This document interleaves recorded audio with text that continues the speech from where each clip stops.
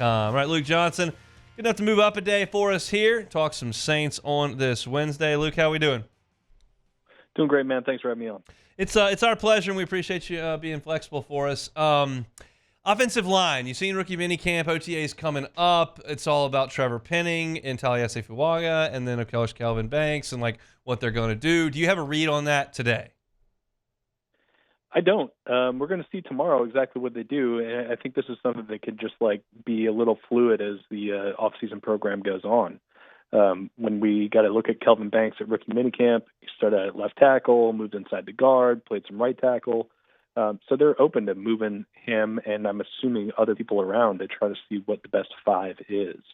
So I think it's way too early to put a handicap on it. I think tomorrow we'll probably see some Penning at guard. We'll probably see some Banks at guard, and maybe even see Fuaga at guard, even though I don't think I would want to do that. I think they just want to see what the best five setup is. And both Banks and Fuaga were guys who, when they came out, were kind of considered maybe tackles, maybe guards. Penning was the only one who was a true tackle coming out. But I think if it were me, and if it worked out this way, where this is I would want to see if Penning can play guard, and see if you can take advantage of his ability as a run blocker and kind of hide his weakness as a pass blocker in space.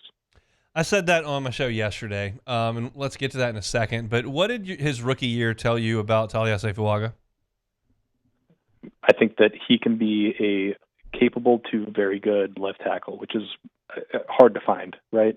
I mean, you see teams strike out on tackle prospects all the time, and it's really a position where it's hard to find those guys outside of the top 15, 20 picks of the draft. So he played on the right side in college. Maybe he's a really, really, really good right tackle. But I think at the very base level, you have a capable to good player at the left tackle spot, which is, that just knowing that you have that, I think is nothing but a good thing. And now, obviously, we'll see if that translates when they get out of this wide zone scheme they were running under Clint Kubiak. Maybe it looks a little bit different in this new scheme, and maybe he's better suited for the right side. But I think as of right now, you just know that he can give you good football there, which is a plus. What are the odds that Kelvin Banks doesn't start the first week, you think? 0%. Okay. That's what I thought.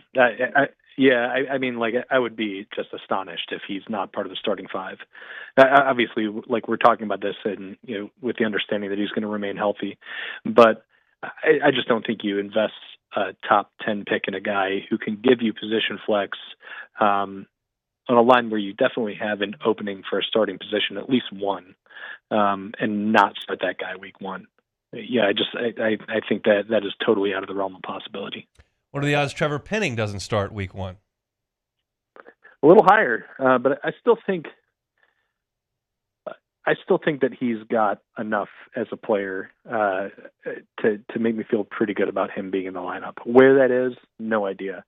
But I think I feel probably 70% certain. Maybe that's a little high, but I think 70 feels right. I think he did some good things last year, especially as a run blocker. I don't know if he's going to stick a tackle, but I think he did enough to prove that he merits another look in that starting lineup, especially when you're talking about a team that is, it's starting a young quarterback. Their expectations for the season are very low. You've got one more year to see what you have out of Trevor Penning. I think you got to give yourself an opportunity to see if he can play. And if he can't, then you have guys ready, waiting in the wings, who can play for you, and you don't have to invest in Trevor Penning next offseason. I've often talked about in terms of the next really good Saints team, and I don't think that is in 2025. I haven't ruled out 2026, and certainly you would hope you'd be there by 2027. But what are the chances that the next really good Saints team has Fuaga and Banks and Penning and Ruiz and McCoy up front? I think pretty good. I think the only one I'd have questions about is Trevor Penning. I think this is a big year for him. He took a big step forward last year, but that step forward was to be an average right tackle who stayed on the field for 17 games. I think before you're committing real money to him, to have him be part of your kind of foundation for this offense, I think he's got to show that he can stack good years and improve.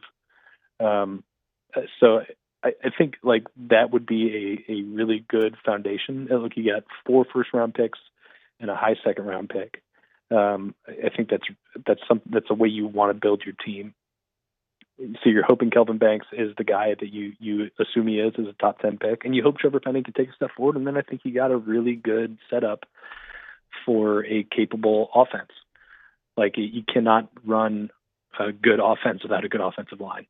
So I think they made the right move in getting Banks in there and fortifying that and really giving them like a foundation to build around. Look, the NFL's no picnic, and nobody's just got it easy. But for Penning to come in and then get hurt, and then you move around, and then you got to run a new offense, and then your coach gets fired, and then there's a new coach. Like, that's a lot for a lot of folks. How do you think mentally he's handled the last 3.5 years? I mean, I think it was tough for him for a couple of years.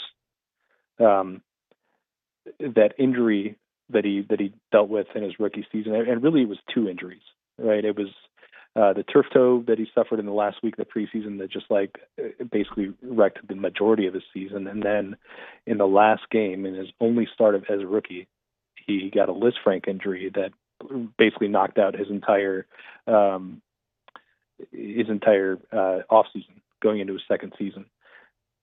And then like he doesn't play well, and then he gets benched, and then he like never sees the field again.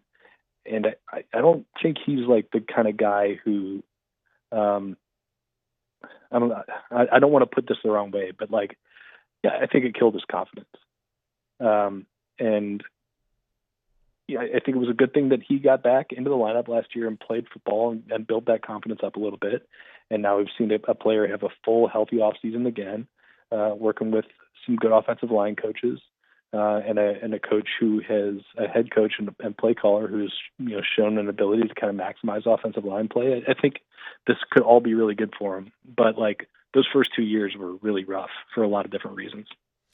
No question about it. Now, what do y'all have coming up for OTAs over at NOLA.com, The Advocate? Yeah, we got a preview up on the site right now. I wrote it yesterday. And we did another podcast today, the Saints Insider podcast, which will come out at 3 p.m. So in about a half hour here, you should find it on YouTube, Spotify, etc. And then we'll have wall-to-wall coverage tomorrow. Luke, we appreciate some time. I know the schedule's about to get a little wonky, but we'll find some time to catch up and talk Saints, man. All right? All right, sounds good, man. He's Luke Johnson with NOLA.com and The Advocate, LSU beat reporter on Twitter at @ByLukeJohnson. As you start to kind of build these baby bricks in your foundation to try to build this next great Saints team, if you could settle that offensive front with some fairly young players, it can mean a ton. And that's the first really good place to start with a young quarterback. And then if you find a way to hit both of those, and you've got an offensive line that's got a couple Pro Bowlers on it and a young quarterback coming into his own, all of a sudden, okay, we're starting to move in the right direction. But you got to make that happen. And that's what OTAs, certainly coming up training camp, and then preseason are before what figures to be a trying year.